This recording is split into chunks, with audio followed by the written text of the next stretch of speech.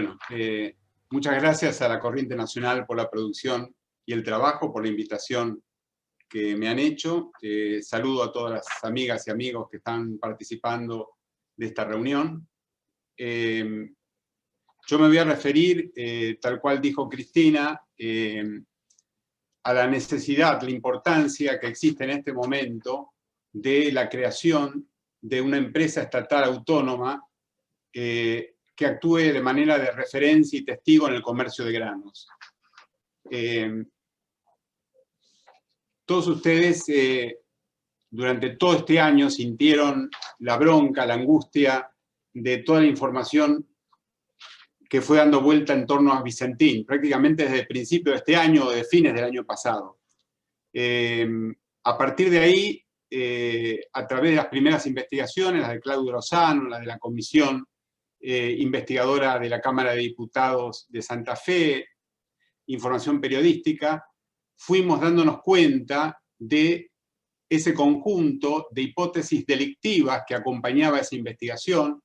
Me refiero a su facturación de exportaciones, a la fuga de divisas, a esa estrategia permanente de endeudamiento, en principio con la banca pública nacional, pero también deudas con más de 2.000 pequeños productores, con el sector cooperativo, etc. Y nosotros este tema lo seguimos de la Cátedra Giberti desde los inicios. Hemos participado en algunas reuniones porque nos importaba el tema porque excedía específicamente Vicentín. No era que una empresa marginal. Si ustedes siguen el tema de la comercialización de grano, van a ver que permanentemente aparecen ilícitos, pero pequeñas compañías, acopiadores, algunas exportadores que subfacturan y que la FIP los encuentra, etcétera, etcétera. En este caso nos interesaba porque hace una empresa fundamental en el comercio de exportación de granos, aceites y subproductos. Vicentín significaba el año anterior a la cesación de pagos, la exportación de 5 millones de toneladas sobre 30, es decir, que era una empresa la más importante como exportadora de aceites y subproductos. Entonces, a partir de las investigaciones y lo que veníamos siguiendo con este tema, en realidad tomamos conciencia que esto excede a Vicentín y prácticamente esta es parte de la estructura de la producción y el comercio de granos y la exportación. Cuando existía la Junta Nacional de Granos, permanentemente esto era agenda de todos los días, a tal punto que la Junta Nacional de Granos, para tratar de mostrar cómo había sus facturaciones en su momento, hacía solicitadas, publicitaba los precios FOB de sus propias exportaciones, lo que hacía la Junta, y normalmente los precios de exportación de la Junta eran superiores a los de los grandes exportadores privados, lo cual mostraba la eficiencia de la Junta. La Junta Nacional de Granos fue cerrada no por ineficiente, sino porque era un escollo muy importante para los grandes consorcios de exportación que existiera una empresa de referencia en ese periodo que comenzaba un proceso de concentración muy grande en materia de exportación de granos, aceites y subproductos. El tema de la concentración es fundamental. Toda la cadena agroindustrial de granos, cereales y oleaginosos está altamente concentrada, desde la producción primaria hasta la exportación.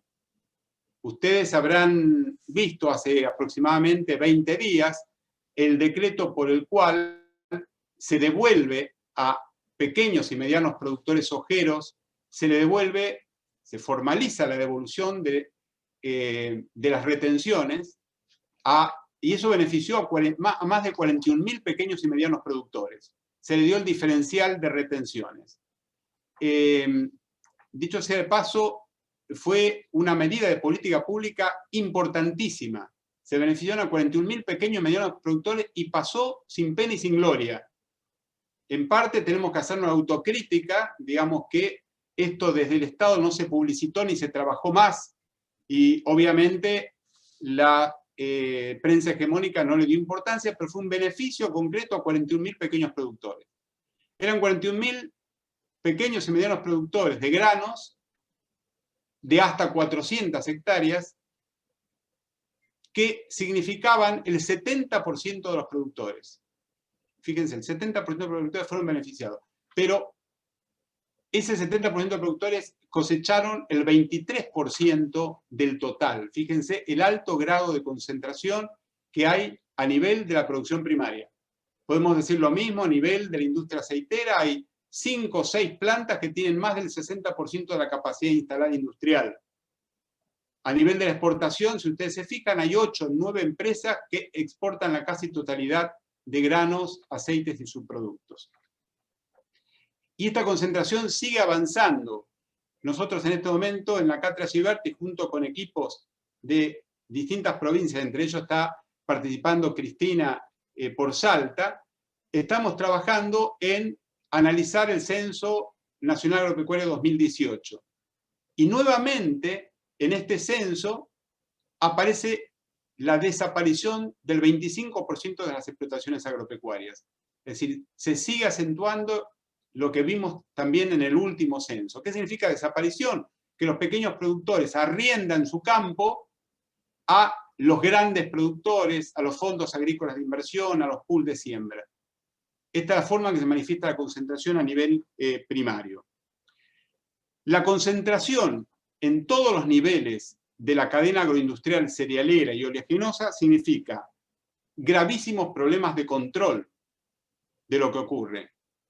Ustedes saben, nosotros en este momento, por declaraciones juradas, por información de la Cámara de Exportadores, de los aceiteros, sabemos cuánto grano hay en la industria y en los hilos de los exportadores. Pero no tenemos idea de cuánto grano hay hoy a nivel productivo en los hilos bolsas.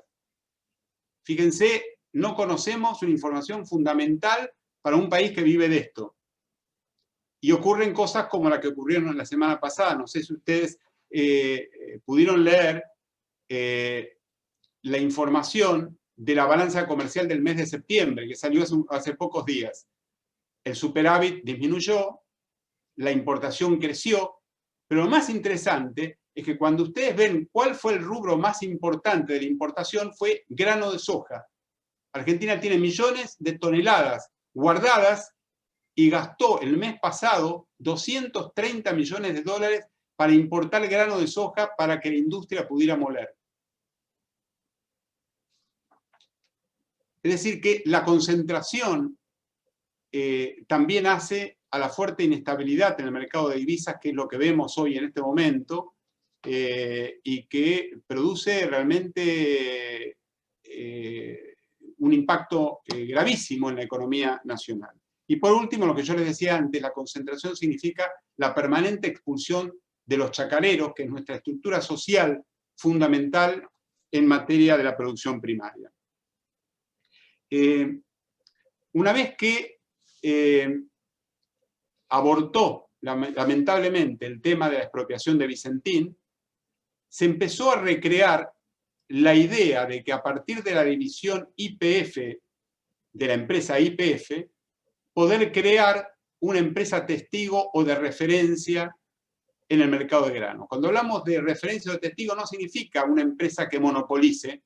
Hoy es imposible pensar por el contexto nacional, por el contexto mundial, por la fuerte inversión de capital que significaría crear una Junta Nacional de Granos. Hoy es prácticamente imposible tener un giro comercial como el que tuvo la Junta Nacional de Granos. Sin embargo, se puede crear esta empresa de referencia que participaría minoritariamente en el mercado, pero no obstante, esa participación minoritaria significaría un testigo muy importante para poder transparentar el mercado de cereales, de granos, desde la producción hasta la exportación.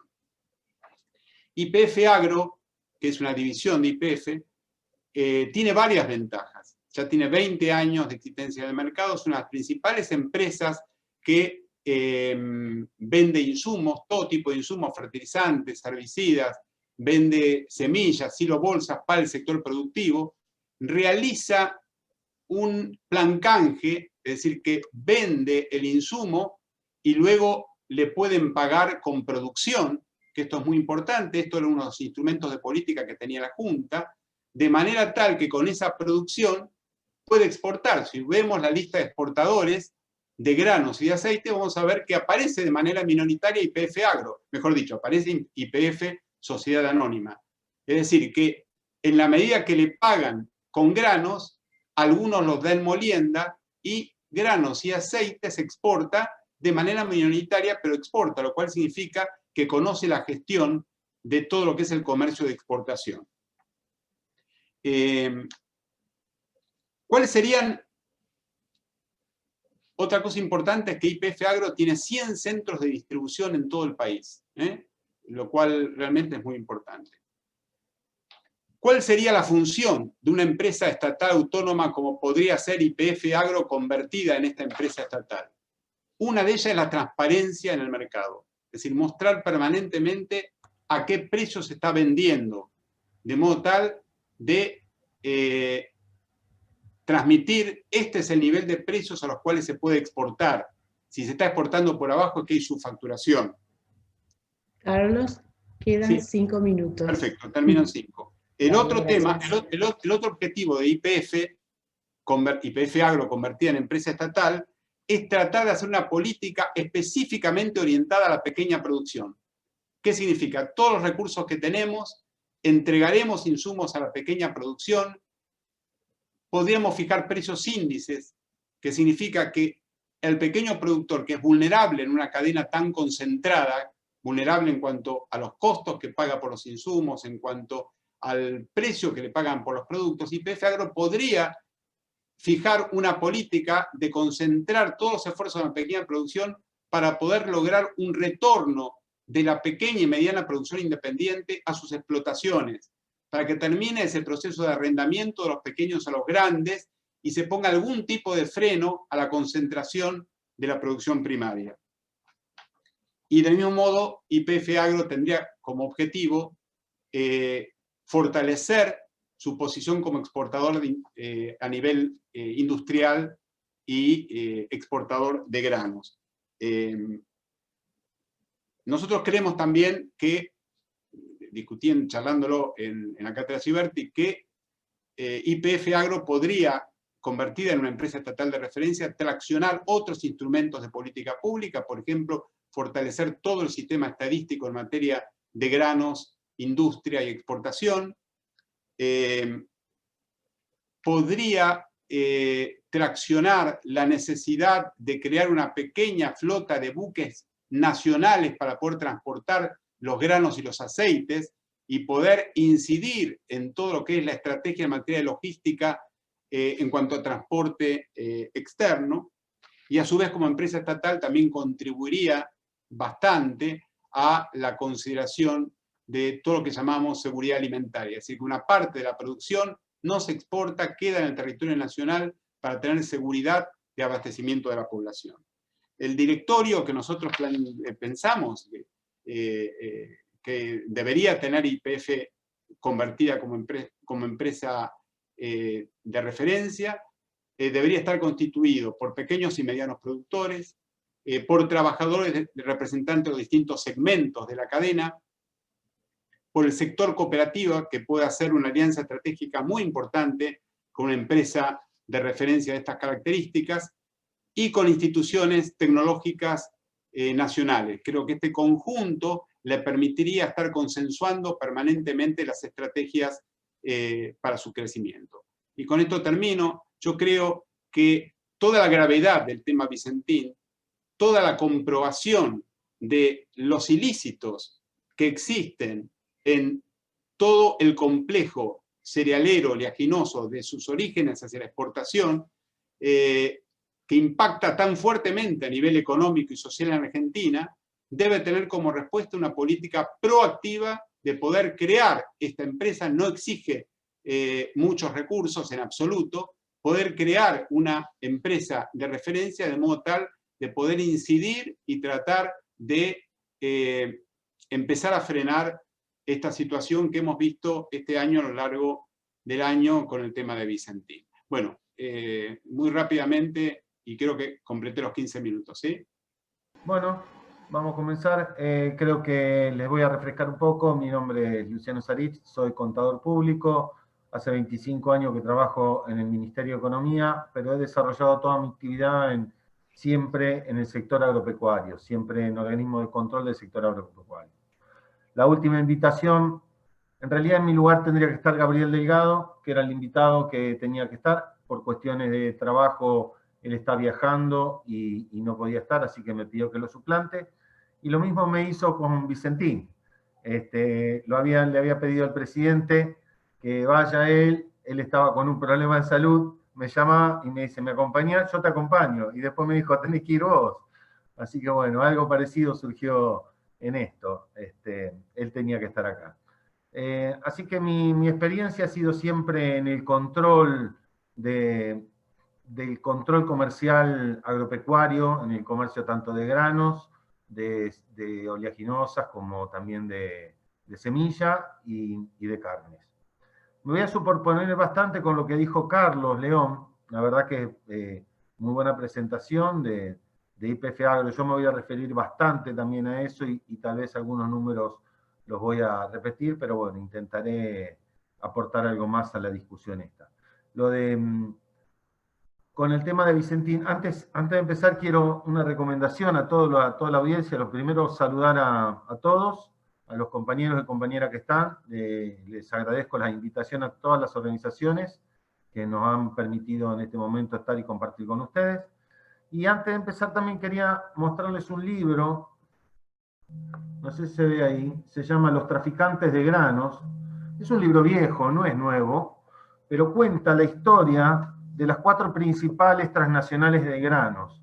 Si lo encuentran y lo buscan, es un libro del año 80 o 70 y pico, 80, lo van a poder, es fácil, se consigue, y cuenta la historia de las transnacionales, que son 4, y que están casi al nivel del tráfico de armas. Creo que viene el tráfico de armas, tráfico de drogas, y viene después el negocio de los granos a nivel mundial.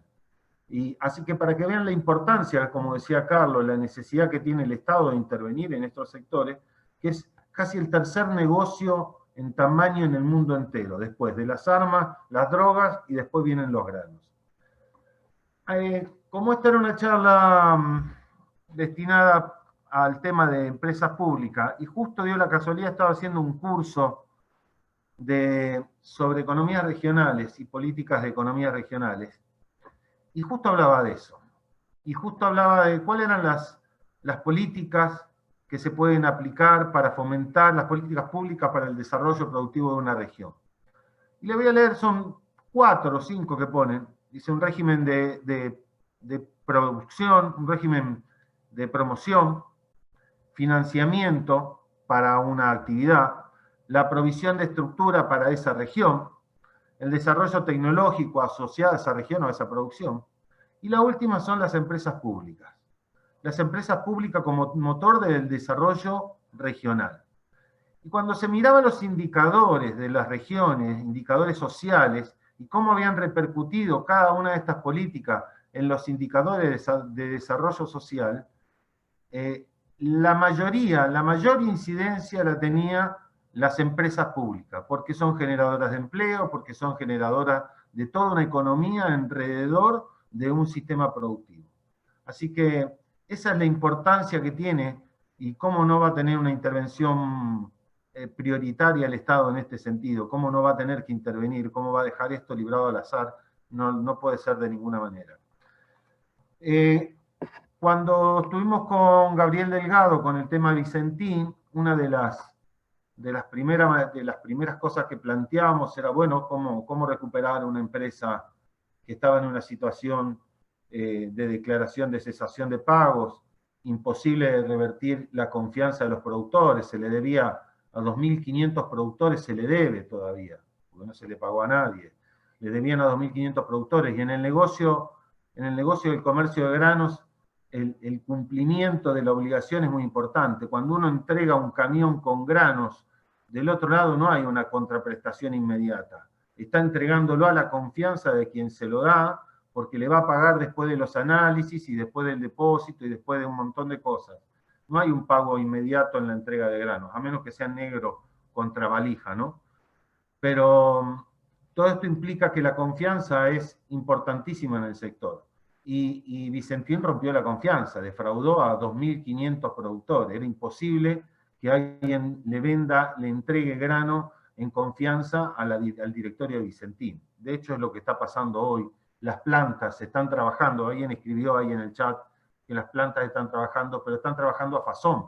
Son otras personas las que explotan. No está al 100% como decían, porque no llega al 100%, pero está trabajando a fazón. No tiene la más mínima confianza hoy para que un productor le entregue un camión, porque saben que directamente no le van a pagar. Así que cuando estábamos ahí con Vicentín, una de las cosas que planteamos es, bueno, parte de ponerla en marcha, tenemos que buscar a los movimientos cooperativos, primero para que traten de confiar y volver y entregarnos parte de la producción. Se habló en ese momento con ACA, Cooperativa Avellaneda y las grandes cooperativas para tratar de ver si podían entregar. Y por supuesto que el otro gran jugador, como decía Carlos, lo voy a citar mucho a Carlos porque la verdad que fue muy preciso con todo lo que dijo, ¿no? El otro gran jugador era YPF. YPF a través del canje recibe millones. El año pasado recibió, si yo no mal recuerdo, acá tengo 1.600.000 toneladas de soja. Está bien, Vicentín exportó 2.600.000, pero Vicentín es uno de los grandes jugadores, o era, ya no es más. Pero como venía asomando, como viene creciendo YPF Agro, la división YPF Agro, es realmente muy importante y ya se ha convertido en un jugador emergiendo de mucha relevancia. Entonces en ese momento se planteó y se empezó la discusión con YPF si toda esa producción que captaba YPF, que venía del canje, como decía Carlos, viene del canje de combustibles, del canje de fertilizantes, de agroquímicos, que es la especialidad de YPF. Son todos derivados de eso, de silobolsas, que se construye con plástico que sale de la industria petroquímica, de la cual pertenece YPF. De semillas. Entonces, si poníamos todo ese potencial que captaba YPF y que lo obtenía a cambio de esos granos, se podía mandar a procesar con aceites a las fábricas de Vicentín y empezar a exportar a partir de ahí. Esa era parte de apalancar, casi sin financiamiento, porque no íbamos a requerir mucho financiamiento, de apalancar la producción de Vicentín, que está absolutamente caída. Y ahí surge, en esas discusiones surge también, bueno, ¿cómo hacemos jugar a YPF? ¿Como YPF o vamos a un paso más? ¿O vamos a la propuesta de una creación de una empresa estatal que empiece a ser testigo en esto? Porque Vicentín ahora ya no era solo el caso Vicentín, era jugar con el originador, el que trae los granos. En este caso iba a ser Vicentín a través del canje. Si lográbamos potenciar eso, se podía crear una empresa muy grande, con el prestigio que tiene YPF hoy, con los más de 100 puntos de YPF Agro que tiene, como dijo Carlos. YPF Agro nace en el 2001, no se llamaba YPF Agro, se llamaba distribuidores de gasoil, y él, cuando arma la primera vez YPF una estructura para empezar a proveerle al agro, y lo que hacían era llevarle gasoil hasta los campos donde estaban las máquinas. Así empieza YPF a interactuar con el agro. Después empieza a recibir en canje, después se mete en el negocio de los fertilizantes, porque la urea, que es uno de los uno de los fertilizantes básicos de los cultivos, se obtiene también del petróleo. Entonces todo esto era un combo que le veíamos con bastante buenos ojos. Y esa fue una propuesta que fue llevada a presidencia, que era la creación de YPF Agro, y que tenía por finalidad potenciarse no solamente con la creación de la empresa, sino potenciarse con otras empresas del Estado. Tal cual lo decía Carlos, con ferrocarriles para el transporte de cargas. Entonces, lograr hacer una red de transporte que es tan necesaria con el tema granos, con Profertil, que es la otra empresa de la que es parte YPF, donde Profertil hoy provee casi el 90%, creo que de la producción de urea en Argentina, y bastante también de amoníaco. Y veíamos también una asociación con INTA, ¿por qué no?, para la generación de semillas, para la generación de nuevas variedades, y que las pueda ofrecer YPF, y a cambio de eso reciba la parte de la producción. Hoy el INTA produce nuevas variedades que la da las concesiona a terceros, a privados para que desarrollen? ¿Por qué no dársela a YPF?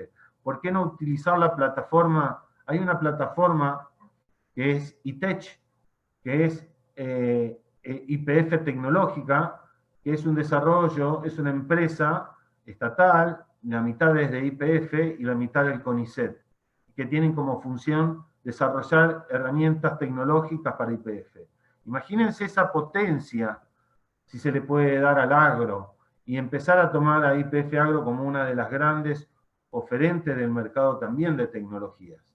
Y si a eso le sumamos todo el proyecto de lo que fue el lanzamiento de ARSAT y las imágenes satelitales y el procesamiento de lo que es imágenes satelitales a través de esta empresa pública que es ARSAT, y en asociación con INTA, que estudia permanentemente el tema de suelos, imagen satelital, el servicio que se le puede dar al productor también, incluso con el Servicio Meteorológico Nacional, dando alertas.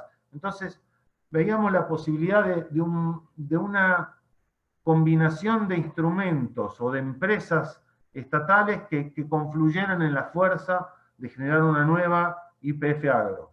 Para eso había que convertirla en sociedad anónima y escindir, porque hoy, como dijo Carlos, YPF Agro es una división dentro de YPF, que en el primer trimestre de este año facturó el 9% de lo que factura la compañía. No tiene acopios, eso es un tema muy grande, y procesa a fazón, no tiene fábricas de crashing. Entonces, le es difícil aprovechar ese volumen. Ya una vez cuando yo trabajaba en la ex-ONCA me habían venido a ver de YPF Agro porque querían ver cómo se anotaban como acopiadores, porque no estaban inscritos por los acopiadores. Sí sé que tienen silos bolsas en ciertos lugares donde acopian, pero acopian a silos bolsas durante un corto tiempo y después venden. Eso, el problema es que se junta mucho el momento de oferta, que es el momento que recibe los granos YPF, y si sale a vender en ese momento, que justo el momento de menor precio tiene que salir a vender. Y para eso tiene que poder acopiar, y para eso tiene que tener una estructura que no la tiene. Y que en eso la estructura o parte de la estructura de Vicentín podía también servir. Igual, los 100 puntos estos que tiene a través del país YPF, si lo refuerza con silobolsa, tendría una capacidad de almacenamiento grandísima. Le faltaría una empresa de crashing, es decir, donde se hace el estrujamiento del poroto de soja y se lo convierte en aceite. Pero sin lugar a duda tiene que aparecer un jugador estatal. Antiguamente era la Junta, era la que proveía, como dijo Carlos, ciertos parámetros para que actúe el mercado dentro de esos límites. Desde 1991, con las de regulación de Cavallo, se eliminaron principalmente las dos juntas, la de carne y la de grano, todo lo que tenía que ver con la intervención en el mercado, y solo se dejaron los aspectos de control, que son bastante problemáticos también de llevar a cabo. Con lo cual, tenemos un mercado de granos que es muy grande para Argentina, que es uno de los más grandes. De hecho, en el mundo entero somos reconocidos como productores de alimentos. No sé si somos reconocidos como productores de petróleo, pero sí como productores de alimentos, y muy reconocidos. Luciano. Y la potencialidad, ¿sí, Adriana? ¿5? Por favor, sí, gracias. YPF tiene una potencialidad en esto, de tener toda esta posibilidad de llegar a los productores ofreciéndoles productos como le está ofreciendo. Hoy le ofrece, como dijo Carlos, fertilizantes, agroquímicos, silobolsa y principalmente combustibles y lubricantes. Para la cantidad de combustible que usa la industria agropecuaria es gigante. Desde el momento de la siembra, que se tiene que usar un tractor, hasta el momento de la cosecha y hasta el movimiento de los granos se hace en base a combustible fósil, que lo provee YPF en su mayoría. Así que tiene una potencialidad muy grande. Esa fue la propuesta que se entregó a Presidencia, que era la creación de una sociedad anónima que se escinda de YPF y que se potencie con otras empresas del Estado para generar esta sinergia y ser uno de los grandes proveedores de servicios públicos al sector agropecuario, de servicios esenciales, y que sea uno de los jugadores que actúa en la exportación, que es la parte más difícil. Recién Carlos hablaba de la importación que estamos haciendo de soja, esa importación temporaria, o a veces se duda también si se importa realmente, o es soja que viene por otro lado, que no baja desde Paraguay, sino que baja desde Chaco, en barcazas, haciéndola pasar de Paraguay, para no pagar retenciones. De hecho, ese es el objeto principal. A veces se duda de que esos granos vengan, pero los controles son muy difíciles, porque estamos hablando del río. Hace poco se descubrió un puerto seco donde se traficaba también con granos y se sacaban granos en negro, no me acuerdo si es por Misiones o por algo por el estilo, los agarró Gendarmería. Entonces es necesario tener una empresa de referencia, con oficinas en Rotterdam, con oficinas en Estados Unidos, que puedan tener de referencia este marco que decía Carlos. ¿Cuáles son los precios a los que se tienen que hacer estas transacciones? ¿Cuáles son los precios que tiene de referencia que usar aduana para decir si una exportación fue subvaluada? ¿Qué es esto de subvaluar exportaciones? Es la manera de fugar divisas. Es la gran manera que tuvo el sector de fugar divisas. Dice que exporta por 10, pero en realidad exportó por 12. Y 10 vinieron acá y 12 quedaron en algún paraíso fiscal, en algún otro lugar. Entonces, ¿cómo puede hacer aduana para decir cuál es el precio de referencia? Lo mejor es tener una empresa de referencia, que exporte, que haga la operación, que la haga absolutamente transparente, porque no todos los otros hacen operaciones transparentes. Siempre se dicen, en Argentina, para que ustedes tengan una idea, se siembran entre 16, depende del año, 16, 17 a 20 millones de hectáreas de soja. Sin embargo, AFIP tiene declarada entre 15 y 16.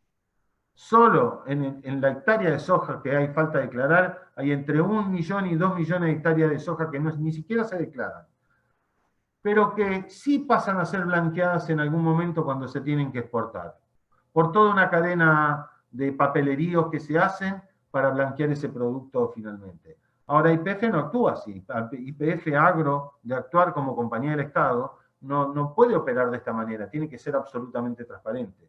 Y en esta transparencia radica tener excelentes precios de referencia para los granos, para la harina, para el aceite, para todos los productos y subproductos de exportación primaria que tiene la Argentina, que son un montón y que son casi la base de la entrada de dólares al país. También lo mencionó Carlos y lo quiero reiterar. Esta gran especulación que hubo en el último tiempo tratando de generar una devaluación, no entregando los bienes, no vendiendo y especulando con una devaluación, eso sería el contraciclo que le podría poner YPF a todo esto. Cuando aparece la especulación podría aparecer YPF metiendo los granos en el mercado y haciendo entrar los dólares que no se estaba haciendo entrar. Entonces, desde varios puntos de vista, es fundamental tener una empresa de desarrollo nacional, tecnológica, agropecuaria, y hoy la confianza que tiene el productor en YPF es muchísima, y el prestigio que tiene YPF es muy grande. Aprovechar ese prestigio y transformarlo en una fuerza productiva y de referencia creo que es fundamental para el país.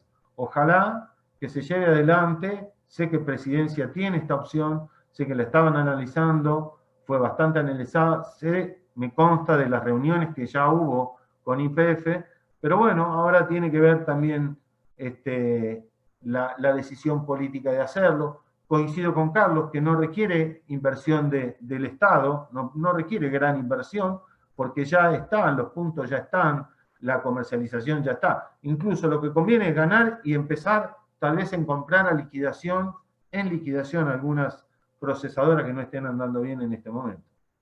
Así que, bueno, esa es la posición, le queríamos contar un poco, cómo había surgido parte también de YPF Agro en el seno de la intervención de Vicentín, que nosotros lo pensábamos usar como un apalancamiento hacia salir de ese lodo que estaba empantanado a la empresa, y que va a seguir empantanado, va a ser muy difícil que salga con el Fasón.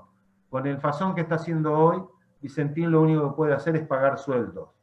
Pero la deuda que tiene es imposible. Recién va a ofrecer un plan de pago en el 2021, a mediados del 2021, ya va a haber pasado casi 1 año y medio con la inflación que hubo, las deudas se van a ir perdiendo, se van a ir devaluando esas deudas, y el día que paguen, a lo mejor, si es que lo pagan, van a pagar monedas, porque estos van a ser un concurso a los correos argentinos de 20 años, o algo por el estilo, si no es que se dequiebra la quiebra mucho antes, ¿no? Estamos en tiempo, Luciano. Quería cerrar, esto era lo que queríamos contar, de cómo fue esa interacción entre la intervención de Vicentín y el pensamiento y la creación de Potenciar con IPFA. Bueno, esto es todo, les agradezco mucho los 15 minutos para participar y continúen. Bueno, los que me antecedieron en el uso de la palabra estuvieron enfocados en la cuestión, en la importancia de poder que desde el Estado se tengan herramientas que intervengan en forma efectiva en la economía y de alguna manera poder producir un efecto favorable en esta, ¿no? Y con intereses claros a favor de los sectores populares. A ver cómo lo hago para traducirlo desde la posición que me toca ocupar en este momento, desde el puerto, desde el Consorcio de Gestión del Puerto de La Plata, de Ensenada. Históricamente es el primer puerto de la Argentina, Ensenada de Barragán. Ahí han pasado muchos hechos históricos. Y bueno, es un ámbito, un espacio que es muy importante desde el punto de vista de todo lo que tiene que ver con los procesos económicos, o de lo que hoy se llama el nodo logístico, también se puede llamarles nodos multinodales. Este puerto tiene obviamente acceso por la vía marítima, pero también vía férrea, y también el acceso vial, una zona franca cerca, un astillero al lado, que bueno, ahí está mi compañero y amigo Ariel Basteiro, que después seguramente lo va a él plantear con mucha más claridad, y un enorme desafío de cómo hacemos para que una instalación de esta naturaleza, que es propiedad de la provincia, o sea, los puertos, este puerto fue fundado en 1890 con la ciudad de La Plata, y fue pasado al Estado Federal a principios de siglo, y después fue devuelto a la provincia con la privatización en la década del 90, y dentro de esas privatizaciones, que es donde apareció este fenómeno de los puertos privados, que generan muchas de estas cuestiones que se han estado enumeradas y hablando con respecto al tráfico de la mercancía y la manipulación de esta para maximizar la ganancia. En la provincia de Buenos Aires, para atenuar esa ola privatista de ese momento, apareció la figura del Consorcio Público de Gestión Portuaria, que de otra manera se denomina ente público no estatal, ¿no? Tiene toda esta vuelta.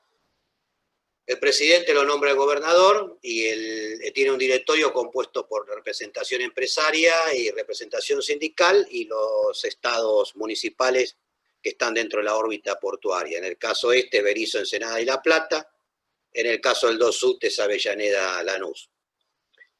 Bueno, dicho esto, más o menos para aclarar un poco la situación, el desafío de las empresas públicas, o en este caso ente público no estatal, pero que la provincia es propietaria, el objetivo es cómo se utilizan estas herramientas para el desarrollo regional, el desarrollo productivo, la mejora de la productividad y reducción de costo y mejora de la productividad en la logística. Cómo estos ámbitos se usan para, de alguna manera, interceder en la necesidad de fomentar el desarrollo productivo. Bueno, ahí es importante un cambio de paradigma. O sea, si uno mira la provincia de Buenos Aires desde afuera y uno piensa, y la provincia de Buenos Aires no tiene muchas empresas públicas con respecto, pero si uno mira esto, bueno, sí, tiene 9 consorcios de gestión portuaria que mueven una gran parte de la economía del país, que hoy actúan con lo que me encontré. Me encontré con una administración prolija, o sea, y creo que inclusive a diferencia de otro consorcio, este es un consorcio que está, desde el punto de vista administrativo, bien gestionado. Pero bien gestionado no significa que necesariamente cumpla un rol positivo de mejorar la actividad productiva, crecer en el empleo, desarrollar la infraestructura en el ámbito alrededor de estas instalaciones. O sea, una cosa no necesariamente tiene que ver con la otra, ¿no? Digo, lo aclaro porque no necesariamente que uno tenga un buen manejo económico, que pueda pagar los sueldos razonablemente bueno, que pueda hacer las inversiones en obra, significa que se cumple este objetivo de desarrollar como empresa pública o ente público no estatal el mejoramiento de la economía regional y el crecimiento del empleo. Bueno, este es el gran desafío. ¿Cómo hacemos para que estas instalaciones cumplan ese rol? Y ahí viene un tema, porque la lógica de estas instalaciones no es nuestra, no lo inventamos nosotros, esto viene de toda la historia de los puertos de Argentina, pero es también a nivel internacional. Los puertos en general son como grandes estacionamientos de barcos, una playa de estacionamiento naval, más una inmobiliaria con respecto al arrendamiento de los espacios que están alrededor. Esa es la función en la cual cumple, inclusive cuando el capital privado maneja algunas terminales portuarias. El gran desafío es cómo convertimos a estas entidades económicas en instrumentos de desarrollo y de producción, ¿no? Esta es la gran tarea que hay que cumplir. Esto significa también que el puerto, el consorcio de gestión, empiece a tomar alguna iniciativa. Algunas son políticas para mejorar la productividad, reducir los costos, mejorar la conectividad. En el caso de esto que estoy hablando, bueno, objetivamente una de las cosas que hemos establecido como prioridades es establecer los vínculos y todas las articulaciones políticas necesarias para que la conectividad ferroviaria sea eficiente y de calidad. Hoy llegan 3 formaciones con coque de la planta de Luján de Cuyo al puerto de La Plata toda la semana. Ahora, tardan 8 días. Entonces el gran debate y la discusión es con una empresa pública, Belgrano Carga, que transita por la línea del San Martín. Ese gran debate público es que si queremos que el transporte por tren sea competitivo con respecto al camión, y más que competitivo, sea eficiente para el productor, y que si un productor vitivinícola quiere exportar vino a Asia, bueno, ese contenedor desde la planta de Palmira, del nodo de Palmira, por el tren San Martín, y debe llegar al puerto de La Plata en 2 días, no en 8. Entonces, este es un poco el desafío en la gestión que tenemos, o sea, operar políticamente para incidir en los niveles necesarios, ministeriales, secretarías y diferentes ámbitos, para que los entes públicos y las empresas públicas cumplan, desde el punto de vista de la producción, el objetivo para el cual están.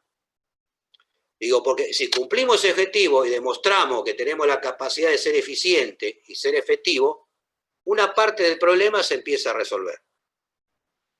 El segundo tema tiene que ver con articular con entidades. Estamos trabajando en un acuerdo de cooperación con Logística San Luis, que es una empresa pública, provincial, que maneja un nodo logístico en esa provincia. Bueno, vamos a hacer un acuerdo, un consorcio de colaboración entre Logística San Luis y el Puerto La Plata. Y a partir de ahí, diferentes objetivos de desarrollo para incrementar nuestra conectividad y mejorar nuestros lazos. Y buscar de resolver todos los problemas que aparecen, que no son pocos. Porque el primer desafío, vuelvo con el ferrocarril, desde Logística San Luis, desde Logística San Luis, un tren puede ir a Rosario y volver y dar la vuelta en 2 días.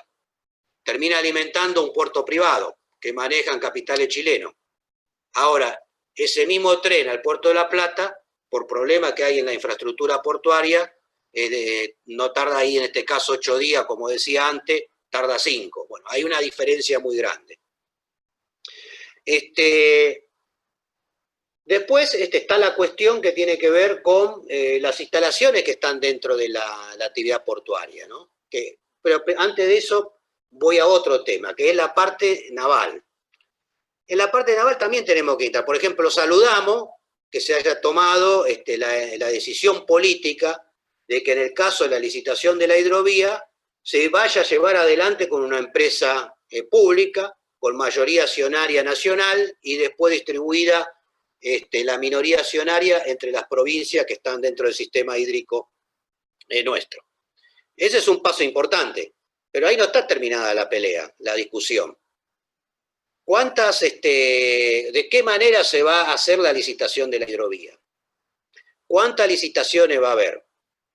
Si se deja el sistema de la hidrovía en el marco del cual fue explotado hasta ahora, no me quiero meter totalmente en contra de la privatización, pero la privatización fue un hecho, la hidrovía funcionó de esa manera, una empresa privada recaudaba, la Bolsa de Comercio Rosario contenta, las grandes cerealeras contentas, las terminales privadas contentas, así que ese sistema sirvió para desarrollar este enorme sistema de comunicación a un nivel, digo, no hay muchos en el mundo. Nueva Orleans, el que está en el Mississippi, en Estados Unidos, hay otro más por otro lado, y el de la hidrovía Paraná-Paraguay, es un instrumento de comunicación importante. Ahora, en este instrumento de comunicación importante, que va a avanzar con una empresa pública, vamos a tener que enfrentar varios desafíos.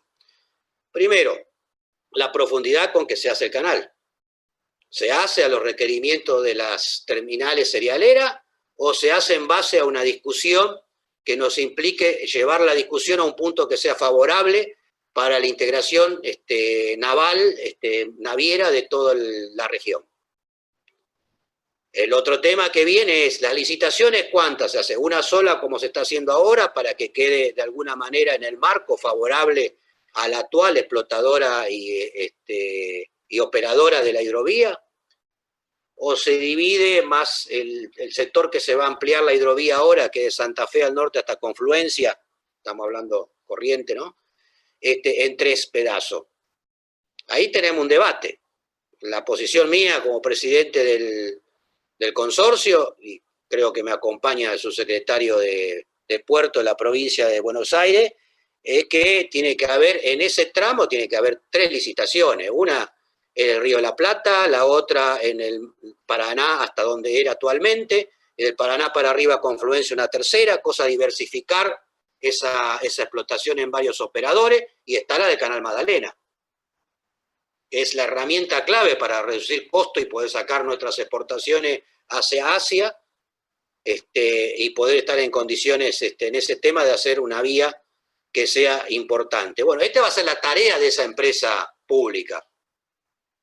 En esa licitación tiene que haber un porcentaje del presupuesto para que la Secretaría de Puerto y Vía Navegable tenga un presupuesto para hacer la supervisión.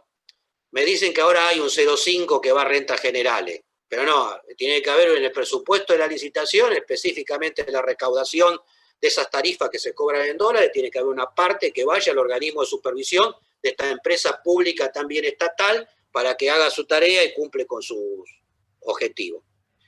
Y ahí viene... Perdón, ya van 10 minutos, te quería avisar. Gracias. Gracias a vos.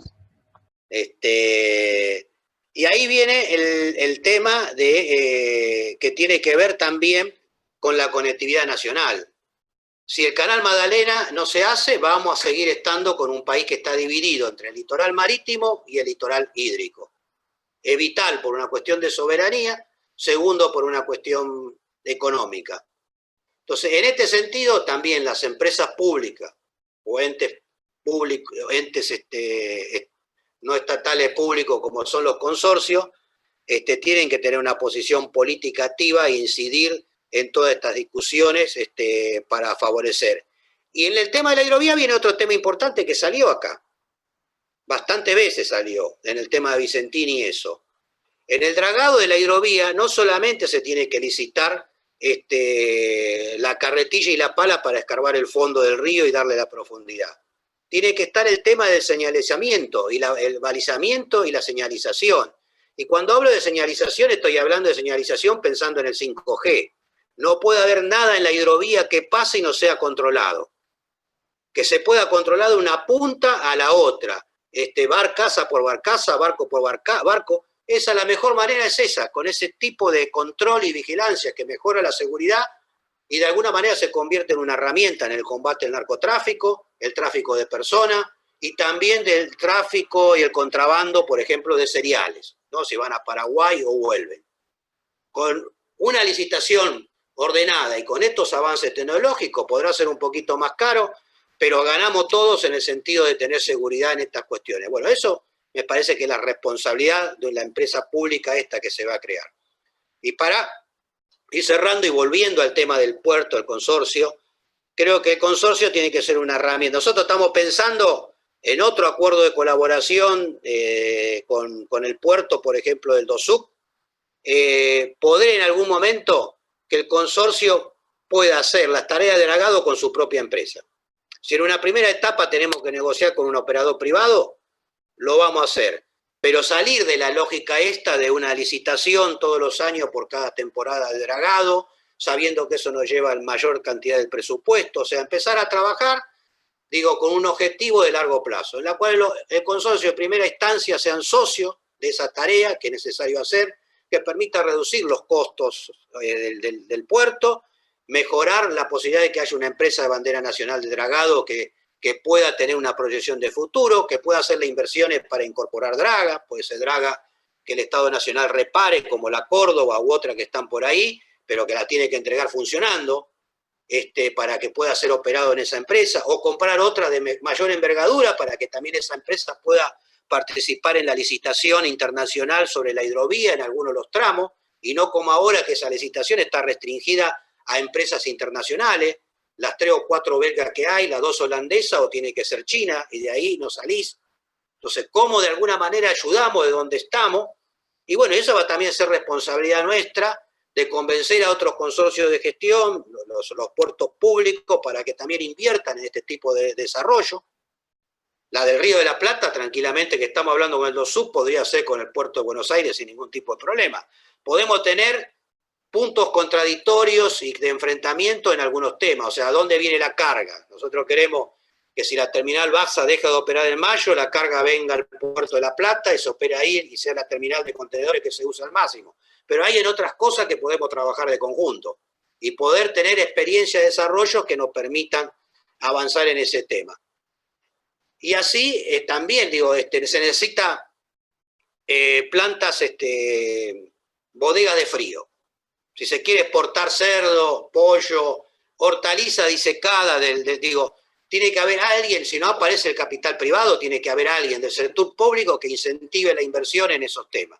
O sea, provocar de alguna manera que si hay un negocio que se pueda desarrollar y por una cuestión de conservadorismo el sector privado no la tome, la empresa pública que está por ahí con posibilidad de en alguno de estos ámbitos desarrollarlo, empiece a tomar la iniciativa, a desafiar al sistema, a romper el punto de equilibrio y jugar un papel positivo en este tema y de alguna manera con este objetivo poder responder a las indicaciones que nos dieron los que nos pusieron en el lugar que estamos, que estos lugares tienen que servir para reducir costos de logística, para mejorar la productividad de ese sistema y generar empleo, ¿no? Y un desarrollo sustentable a nivel regional. Y todo esto sin olvidarnos de las cuestiones temáticas.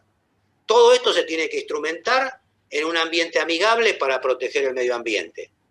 Y también atendiendo las cuestiones de género, en el sentido de que si viene una ola en el puerto de gestión de La Plata, de crecimiento del empleo, bueno, tenemos que estar atentos ahí para que esto se haga de ese punto de vista equilibrado. En los dos temas, ¿no? Me parece que esta es un poco la estrategia, y creo que es tiempo de gestión. Es un tiempo que hay que mostrar más que la teorización en los temas, hay que mostrar en la gestión los resultados. Porque eso también es lo único que después nos permite sostenernos en el proyecto político a largo plazo.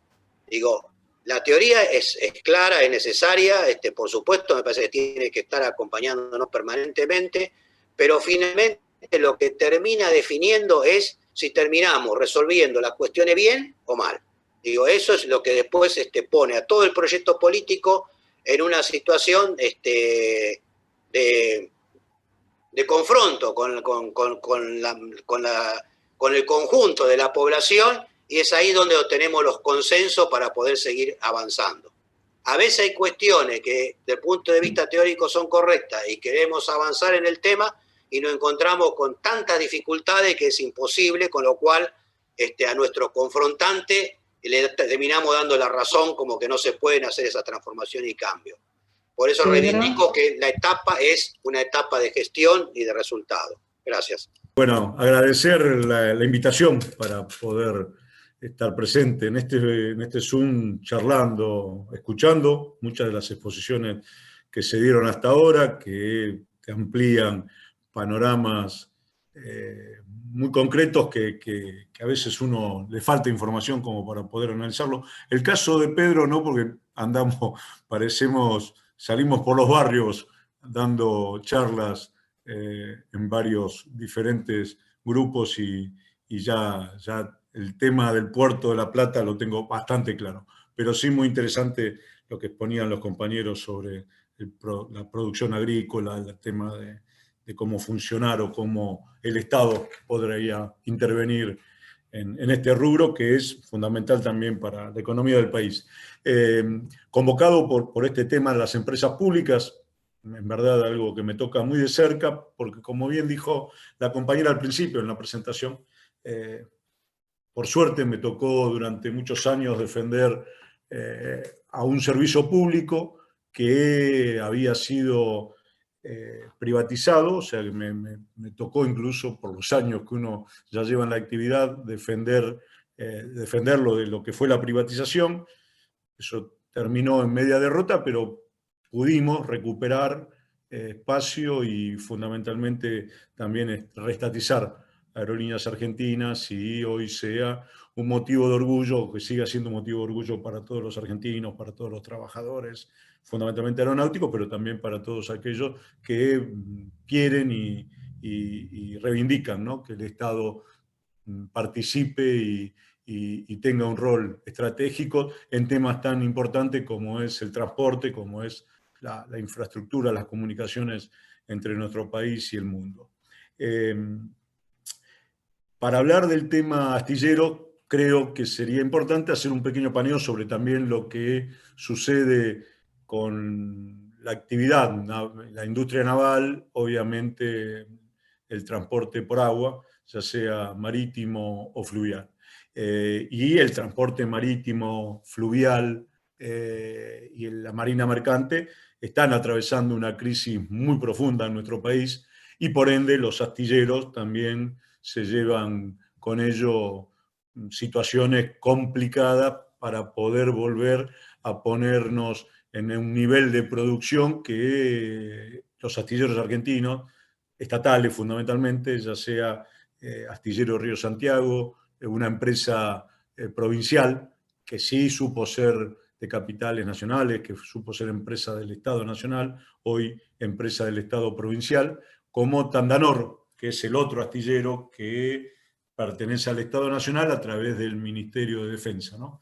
Es una sociedad anónima con control del paquete accionario por parte del Ministerio de Defensa. Pero esos dos astilleros sí podríamos estar trabajando porque tienen la capacidad operativa, las maquinarias y fundamentalmente la capacidad humana laboral de los trabajadores con amplios conocimientos en el rubro que la pondrían competitiva ante cualquier astillero del mundo. Obviamente que faltan o se necesitan y se requieren políticas, pero fundamentalmente lo que hay que partir es de que en este país desde el año 76, doy como punto de partida, se trató de instrumentar una política con Videla y Martínez de Oz de dependencia, obviamente de destrucción del aparato productivo nacional, de todo aquello que mostrara algún activo de soberanía que permitiese que el país desarrollara cualquier actividad por sí mismo. Esto está claro que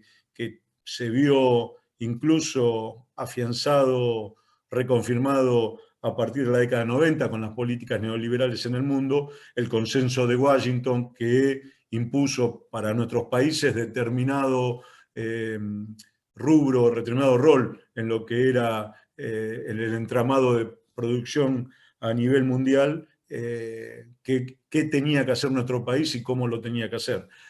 Obviamente que todo esto no fue gratuito, hubo que pagar costos muy altos. En el caso del astillero, siempre me preocupo en remarcarlo, es el lugar de trabajo en Argentina con mayor cantidad de compañeros desaparecidos.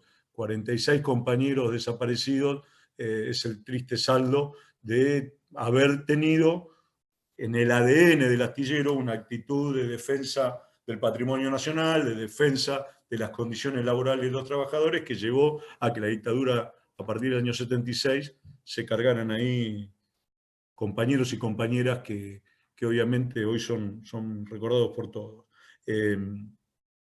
Pero para este tema, creo yo, importante marcar, por una cuestión de tiempo, la necesidad que tenemos de poner en claro dos cuestiones: la potencialidad que hay para que esta industria naval y el astillero Río Santiago vuelva a tomar el ímpetu que supo tener. Y son dos cuestiones, dos situaciones potenciales favorables que a veces no se tienen tan claro. Obviamente que cuando hablamos de la pampa, de las cosechas, de la soja, del maíz, del trigo, casi que naturalmente cualquiera de nosotros podría decir que ese es el perfil más claro y preciso que tiene la Argentina: ser un país agrícola exportador, productor de granos y de carne, cuando en verdad Argentina, aparte de esta pampa que tenemos en tierra firme, tiene otra pampa azul, que es uno de los litorales marítimos más importantes del mundo, que tiene una plataforma continental de las más anchas que existen, que tiene una vía navegable, la segunda vía navegable del mundo, la vía Paraná-Paraguay, es en cantidad de kilómetros la segunda vía navegable del mundo, que por ahí podés entrar casi 1.500 kilómetros dentro del continente, y que eso hoy es desaprovechado por nuestro país, desaprovechado las riquezas hitícolas e hidrocarburíferas que puede haber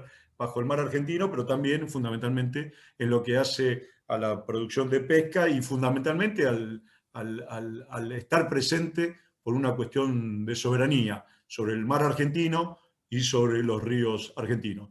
Un dato triste, lamentable, es que en la vía navegable en el Paraná-Paraguay, hace 30, 40 años, solía haber flota mercante flota fluvial argentina en casi el 50%. De los barcos que iban y venían eran de bandera argentina. Hoy es el 1% de esos barcos. El 70% de las flotas que navegan el Paraná, el Paraguay y los adyacentes son barcos paraguayos, barcos bolivianos, uruguayos, brasileros, no barcos argentinos, lamentablemente. Y que Argentina, que supo tener la quinta flota mercante del mundo, que hasta las privatizaciones que se dieron durante el menemismo, existía una empresa como la ELMA, que controlaba, manejaba, daba servicios en un área donde hoy somos totalmente dependientes de las grandes multinacionales y donde el país gasta anualmente unos 4.000 millones de dólares en flete marítimos, cuando tan solo con una decisión política de crear y de tener flota mercante argentina, nos quedaríamos con miles de millones de divisas en lo que es el flete marítimo, algo que está muy ligado a lo que hablaban los compañeros sobre la exportación de granos y sobre de granos, de aceite, de todo lo que se produce en los puertos que están incluso o que embarcan en los puertos que están sobre el Paraná. Una situación que es preocupante y que debemos atender inmediatamente, no es menor. Y en el tema, también para terminar, post-Malvina, Argentina perdió toda presencia de control sobre el Atlántico Sur, de barcos, de patrullas que puedan controlar a los barcos de multinacionales que pescan ahí en la milla 201, como de otros tipos de situaciones que lamentablemente no se pueden hacer por falta de recursos. Argentina y el astillero Río Santiago hace 37 años que no bota un barco de la Armada, ya sea porque la Armada no lo pide construir en Argentina, trata de comprar esas estructuras en el exterior, y porque hasta ahora no había políticas para eso. En los últimos días, en las últimas semanas, hubo dos datos no menor con esto que estaba diciendo recién. El FONDEF, el Fondo de la Defensa, votado en diputados y en senadores y ya promulgado como ley, permite contar con 450 millones de dólares para lo que es la industria de defensa, y donde el astillero fue casi creado con el objetivo de ser el lugar para construir barcos para la defensa, barcos para la Armada, algo que seguramente en poco tiempo comenzará a ocurrir a partir de este FONDEF que se promovió desde Agustín Rossi, primero como diputado, ahora como ministro, y obviamente que promulgó Alberto Fernández. El otro tema, lo que dijo Pedro, la creación de una empresa para hacer el servicio de control y dragado y balizamiento de la vía fluvial del Paraná y del Paraguay. Son dos datos buenos que vienen a cambiar un poco la sinergia o la situación en la que nos veníamos llevando. El otro tema que es potencialmente importante, y creo que esto hay que remarcarlo, somos un país con ADN industrial, un país que supo ser modelo en el desarrollo de una burguesía nacional y del Estado promoviendo y trabajando en lo que es la promoción industrial, la capacidad productiva de un país, y que logró cosas que muchos países en el mundo no lo tenían y no eran posibles llevar adelante hace 40, 50 años atrás. Argentina fue uno de los pocos países que tenía terminales automotrices con modelos propios, con modelo nacional, completamente construido todo, del último tornillo al motor más importante en Argentina. No hay muchos países en el mundo que se puedan dar ese derecho y ese lujo, porque no los dejan, porque no lo pueden llevar adelante, porque el imperialismo, las grandes multinacionales, el poder económico no pretende que sigamos siendo un país dependiente. No hay muchos países en el mundo que pudieron construir aviones de reacción, como fue la fábrica militar de aviones de Córdoba y el Pulqui, y hoy mismo ya estamos también llevando adelante en serie lo que es el Pampa y lo que es otro avión de entrenamiento que ya se empieza a construir en serie. No hay muchos países en el mundo de esto, no hay muchos países en el mundo que hagan satélites, no hay muchos países en el mundo que tengan, como Argentina, satélites, no más de 10 países en el mundo, centrales nucleares, no más de una docena en el mundo, estructuras para lanzamiento de cohetes. Argentina está entre los 5 o 6 países en el mundo que ya está en condiciones de poder hacer lanzamiento de satélites con cohetes desde nuestro propio territorio. Es todo, bueno, y así habría una larga lista. Y entre esa larga lista está el astillero Río Santiago. No hay muchos países en el mundo que puedan construir barcos de las condiciones y la capacidad y los tamaños que se pueden fabricar en astillero Río Santiago. No debe haber más de 20 países en el mundo, y no muchos de ellos con la experiencia que tienen los astilleros argentinos. Ariel, y entonces, perdón, Ariel, te quería avisar que llevamos 10 minutos. Bueno, entonces voy Dale, a ir gracias. rápido, porque si no, no llegamos. Lo importante y lo fundamental, hay que tener políticas claras, políticas de recuperar todo este espacio perdido a través de los años que el neoliberalismo actuó para frenarnos. El gobierno de Néstor y de Cristina hizo mucho en la recuperación de empresas públicas, recuperamos aerolíneas, recuperamos nuevamente los ferrocarriles, empresas de servicios públicos que estaban privatizadas, sí, y avanzó mucho fundamentalmente en el tema transporte, con miles y miles de kilómetros de rutas construidos, aplicar políticas para democratizar el transporte por carretera. Sí, quizás hubo demoras y no se avanzó en la misma medida que se avanzó en otros rubros en el tema del transporte marítimo. Para ir terminando, entonces, y entrarle un poco más al tema astillero Río Santiago, una empresa emblemática que, como dije, está en condiciones de poder construir grandes estructuras, no tan solo navales, sino de cualquier otro rubro. el astillero Río Santiago fue responsable de la construcción de 17 de las 24 turbinas de Yacyretá, de las turbinas de Salto, de estructuras casi totales de Atucha 1 o 2, del embalse Río Tercero. Tiene capacidad para construir y poder dar respuestas a las necesidades del país prácticamente en todo este sentido. Nosotros asumimos el astillero en enero, lo encontramos obviamente destruido, desarticulado, desinvertido, con un nivel de abandono y de parate que tenía casi 4 años. El gobierno de Macri tuvo un claro objetivo, que era hacerlo desaparecer, cerrarlo, que la historia del astillero terminara. La única declaración que se conoce de Macri sobre el astillero era que había que dinamitarlo. A partir de eso uno puede entender cuál era su verdadero objetivo, hacia dónde tenían apuntado, qué modelo querían de industrialización para el país. Si el astillero hoy todavía está parado y en condiciones de volver a trabajar y a funcionar, en gran parte fue por la lucha que dieron los trabajadores para no permitir avanzar sobre la fuente de trabajo y fundamentalmente esta estructura productiva.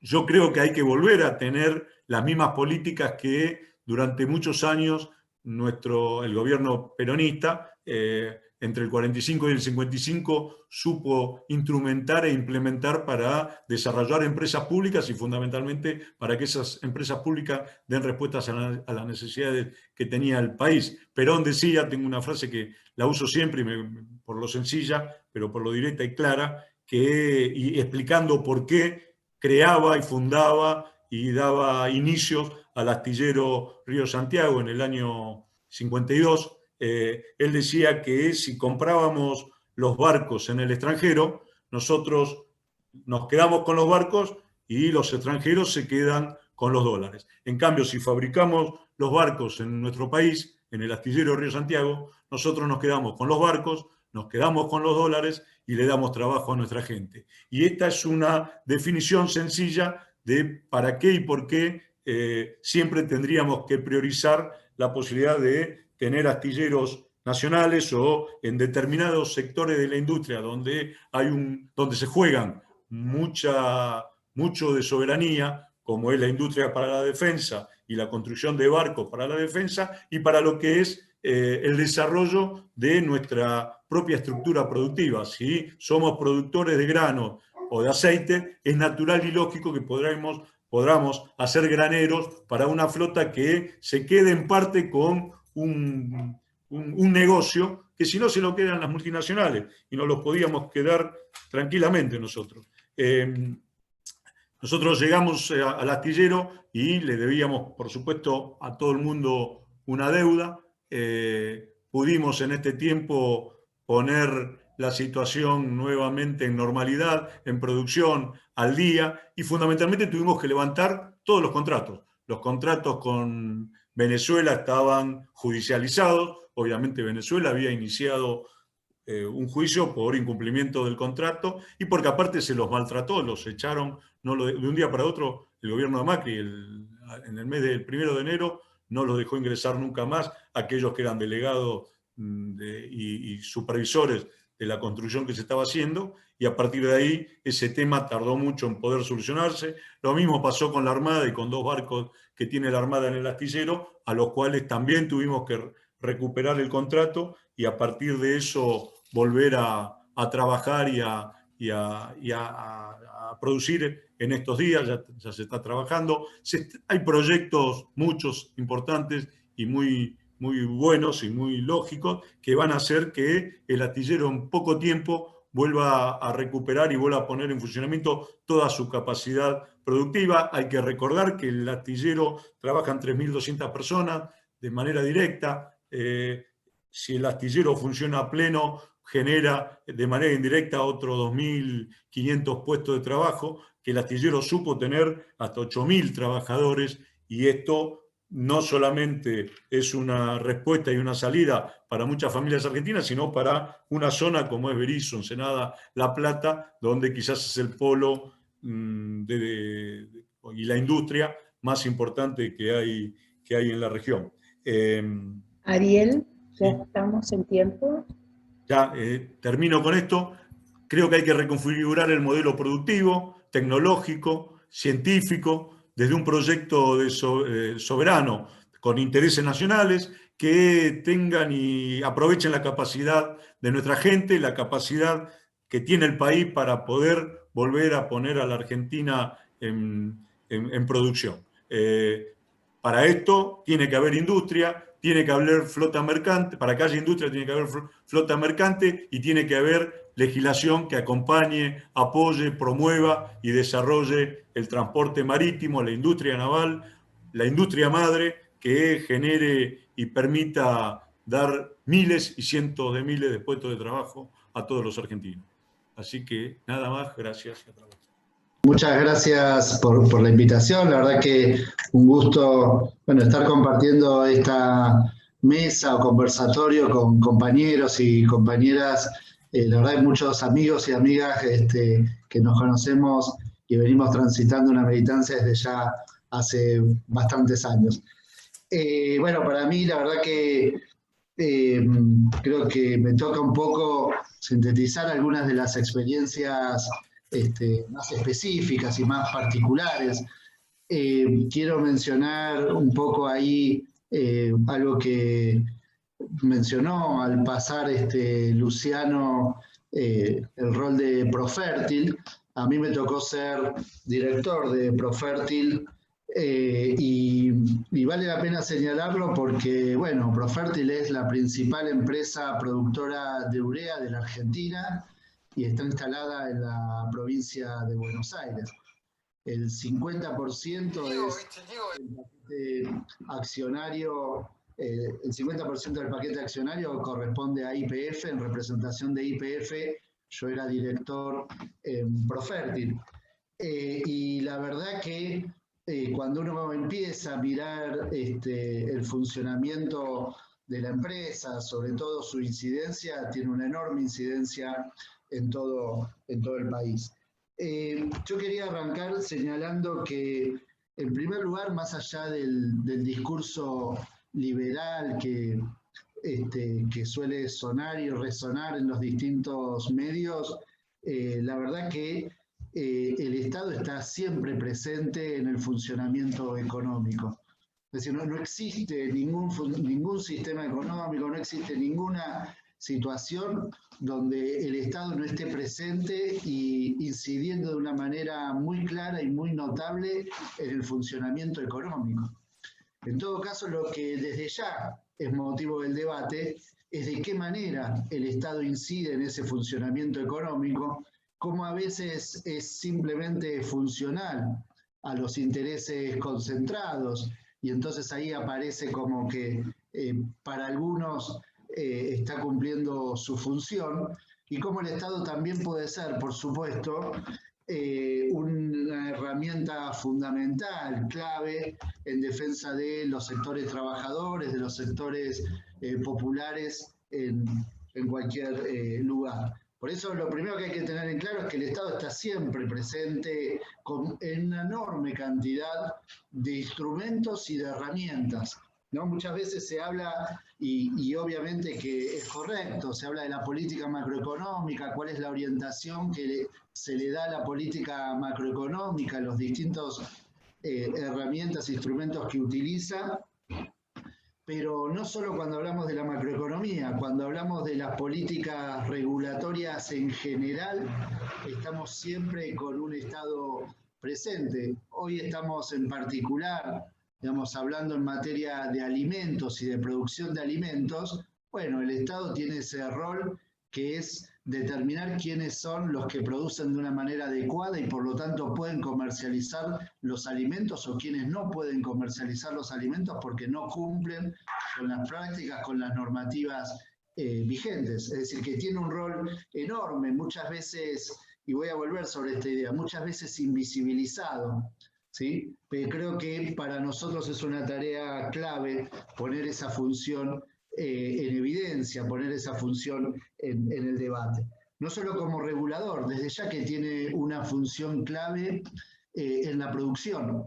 Comentaron acá algunos de los ejemplos, y yo voy a profundizar seguramente en algunos ejemplos más, pero el Estado permanentemente produce bienes, produce productos, produce servicios, produce permanentemente, ¿sí? Y quiero señalar también que hay un elemento clave dentro de la producción, ¿no? En el cual el Estado también tiene un rol fundamental, que es la innovación tecnológica. ¿No? Siempre que hablamos de producción, de desarrollo productivo, no puede pensarse el desarrollo productivo de ninguna región, de ningún país, separado de un desarrollo en materia tecnológica. Y la posibilidad de desarrollar tecnología está sin duda también muy fuertemente vinculado al rol que tiene el Estado. Y de hecho, cuando hurgamos un poquito en las distintas acciones del Estado, seguro que encontramos importantes acciones en materia de innovación, investigación, experimentación en materia tecnológica. Por eso cuando uno mira el Estado dice, bueno, el Estado es todo esto, el Estado hace habitualmente todo esto. Lo que pasa es que hay momentos donde la política liberal tiende a plantear, por un lado, la invisibilización de todos estos roles que cumple el Estado, la idea de que tiene que retirarse de muchos de ellos, aunque en general lo que tiende a ocurrir es que, más allá de que en algunos casos sí claramente se retira, sí claramente se ajusta, sí claramente se achica, fundamentalmente lo que tratan de darle es una orientación distinta, ¿sí? Un sentido político diferente a esas acciones que el Estado habitualmente lleva adelante, habitualmente tiene. Yo quiero hacer énfasis en que se invisibiliza, y creo que esta charla la verdad que fue muy interesante para mostrar en las muchísimas áreas donde el Estado tiene una producción pública, donde ya hay una producción pública, donde el Estado tiene herramientas muy concretas, ¿no? Pedro hablaba de los puertos bonaerenses, para mencionar algunos de los casos, o bueno, por supuesto, el astillero, como algunos de los casos que hay importantes en la provincia de Buenos Aires, ¿sí? Y cuando se invisibilizan en esos casos, no es que el puerto o la actividad deja de tener su componente público, sino que como componente público tiende a jugar a favor de los intereses concentrados. Por eso para nosotros cuando se invisibiliza es porque está jugando en un sentido. Por eso para nosotros es clave ponerlo de relieve, ponerlo de manifiesto y tratar de que efectivamente juegue un rol a favor de las enormes mayorías de la provincia y del país. Mencionaron los casos de ARSAT, mencionamos ahora el caso del SAOCOM, como otros casos donde sin duda la acción del Estado es fundamental. Se mencionaron las centrales nucleares. En muchísimos aspectos el Estado produce y produce bienes y servicios. El Ministerio de Desarrollo Agrario no tiene una empresa en particular, ¿sí? Pero no significa que no lleve adelante determinadas producciones. Este año nosotros estamos registrando, por ejemplo, 2 variedades de trigo, ¿sí? Es decir, que el Estado, el sector público, está generando, en este caso, innovación en materia de semillas, ¿sí? Fíjense si es importante o no es importante, ¿sí? Que estamos hablando, cuando hablamos siempre de la cadena productiva, sabemos inmediatamente la importancia que tiene la innovación y en particular la importancia que puede tener las semillas, ¿sí? Y todo lo que tiene que ver con los derechos de propiedad sobre las semillas en materia de la producción de todo el complejo alimentario. Bueno, el Estado tiene un papel ahí, tiene un rol también, ¿sí? Yo mencioné lo del trigo, tiene también, por ejemplo, genética animal. El Ministerio tiene genética en materia ovina, ¿sí? Que viene desarrollando y como muchas otras veces, termina quedando invisibilizado, termina quedando fuera de los radares de los debates públicos y sobre todo del énfasis puesto en la enorme potencialidad que este tipo de desarrollos, que este tipo de innovaciones puede tener.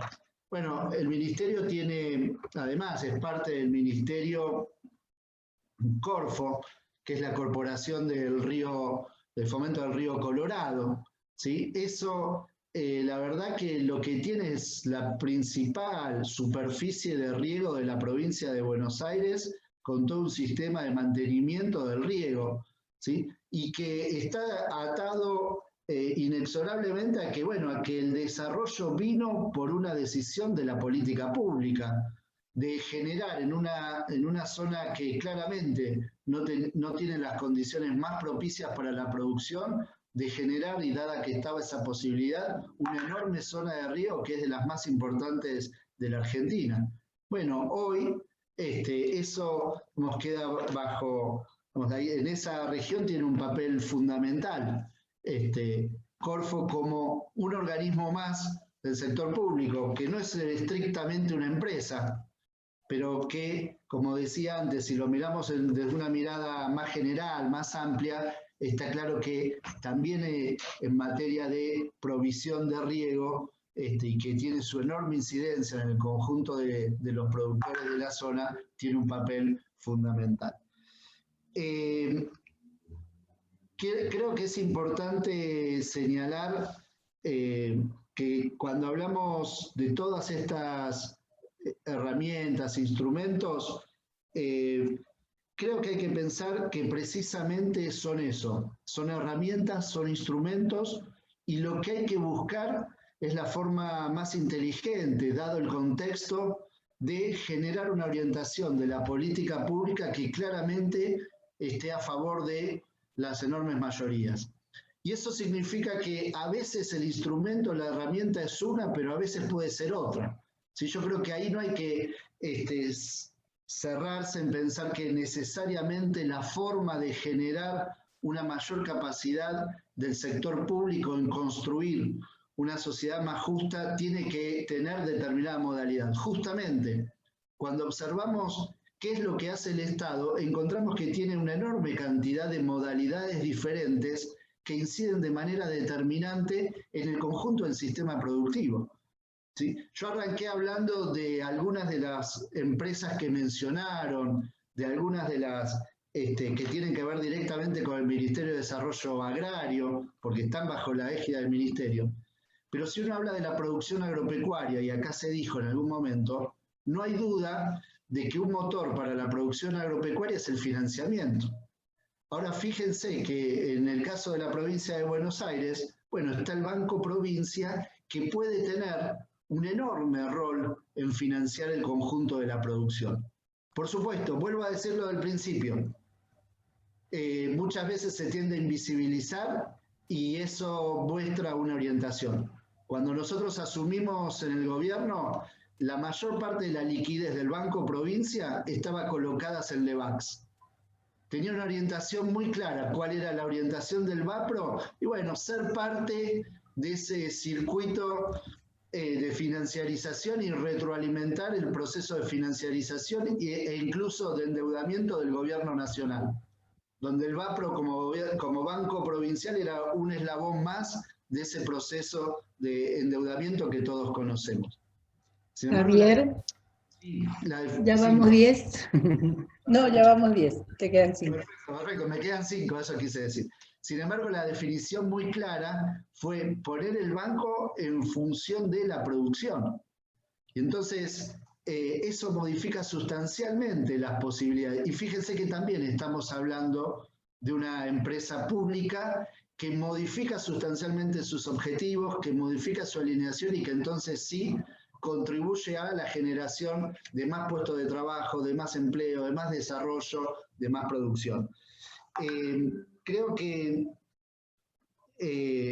muchas veces esa idea para mí claramente asociada a lo liberal, de invisibilizar la acción del sector público, de no mostrarla, a veces incluso se siente más o se nota más cuando las cosas funcionan bien. Cuando en el sector público funcionan bien, suelen no aparecer. Por eso yo quise mencionar lo de Profértil. Porque es muy difícil que haya un debate sobre por qué el carácter de Profértil como una empresa que tiene al Estado como uno de sus principales accionistas No hay ahí un debate, porque funciona bien. ¿Sí? Y creo que eso también es un enorme desafío que lo señalaron varios de los que hablaron, ¿no? Que hay que combinar la necesidad de un buen funcionamiento, que uno lo puede pensar de una manera general, con la necesidad de una orientación clara en ese funcionamiento. Porque puede ser que a veces funcione bien, pero no sea, no es que digas a este caso, a veces puede ser que funcione, vamos, pero que en realidad no tenga la orientación que en realidad tiene que tener como uno de los resortes más de la política pública del Estado. Por eso creo que no alcanza solamente, y fue algo que creo que también quedó claro, ¿sí? Desde ya no alcanza solamente con que funcione, sino que tiene que tener de manera muy clara esa orientación definida a favor de las mayorías. Ahora, tiene que funcionar, porque si, como decía Pedro, tenemos un problema de que para transportar de Mendoza a Buenos Aires tardamos 8 o 9 días, bueno, evidentemente el potencial que tiene como un resorte más en la definición de políticas públicas no está funcionando. Por eso necesitamos que funcionen, pero necesitamos también que tengan esta orientación, que es una orientación claramente volcada por el desarrollo local, por el desarrollo de la provincia, por la generación de empleos, por pensar realmente en generar un verdadero aporte a mejorar las condiciones de vida de todos. Creo que si combinamos esas dos cosas, bueno, entonces ahí sí, estamos teniendo más resortes en la construcción de políticas públicas. Lo que necesitamos es eso. En definitiva, es construir políticas públicas que permitan mejorar las condiciones de vida de todos, que permitan realmente tener una patria con justicia social, que permitan tener la soberanía económica y política que sabemos que si no hay una acción política fuerte, no se consigue. Por eso coincido también con algo que ya se señaló, ¿sí? Que estamos en una etapa de gestión, de construcción de la política donde hay que mostrar resultados. Creo que la orientación está muy clara, la idea está muy clara, bueno, lo que va a haber que mostrar acá un tiempo, porque sabemos que partimos desde -20 en muchísimas cosas, lo que va a haber que mostrar es, bueno, con todo esto, desde la política pública, desde el Estado, desde los sectores nacionales y populares, se pudo construir todo esto más que permitió realmente generar condiciones de vida sustancialmente diferentes a las imperantes el 9 de diciembre de 2019. Sabemos que el contexto de pandemia dificulta un montón los balances, dificultan un montón la propia construcción de la política, pero también estamos convencidos que vamos a salir de la pandemia y que vamos a poder construir y mostrar los resultados que todos esperamos de este tipo de política y que estamos convencidos que vamos a tenerlo. Así que bueno... estamos en tiempo. Un minuto. Dale. No, estaba justo. No, creo que esa era la idea general de mis comentarios, mis ideas que quería transmitir. Así que bueno, vuelvo a agradecerles a cada uno y bueno, saludar particular a cada uno de los compañeros y compañeras acá presentes. Muchas gracias.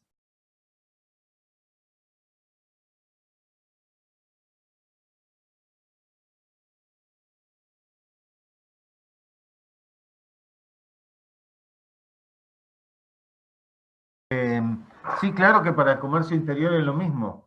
El tema es que ya teniendo la referencia del comercio exterior, los precios normalmente están vinculados en este caso de granos y después terminan los alimentos, están muy vinculados a los precios internacionales y al comercio internacional. Entonces, cuando uno está de alguna manera administrando o regulando esos precios internacionales, también está. Pero bueno, incluso comercio interior tiene facultades de regulación, sí, claro que también. Se tiene que tener empresas testigos para la producción de alimentos, y más que todo para alimentos que llegan a la mayoría de la población, como puede ser la harina o la carne, ¿no? Obviamente que tiene que estar regulado. Sí, a ver, en lo que respecta a nosotros, el equipo de Gabriel Delgado está en permanente contacto con con el Ministerio, con el Ministro, con el Ministro de Economía, con el Ministro con el MAGIP, con Basterra, de los cuales son compañeros durante mucho tiempo. Basterra es un compañero de larga data para nosotros. Yo lo conozco a él desde su gestión en Diputados y en Formosa por muchos años. Así que sí, permanentemente estamos en contacto con ellos y intercambiando opiniones. ¿Sí? Cuando hablamos de empresas testigo de referencia, estamos hablando tanto en el comercio exterior como en el comercio interno. Cuando hablamos de subfacturación de las exportaciones, estamos diciendo que ya llega un precio deprimido hacia los productores. Lo otro que decíamos es que una empresa, como podría ser empresa estatal YPF Agro, significa poder establecer precios índices, habíamos dicho, para pequeña producción, significa alentarlos a volver a la producción.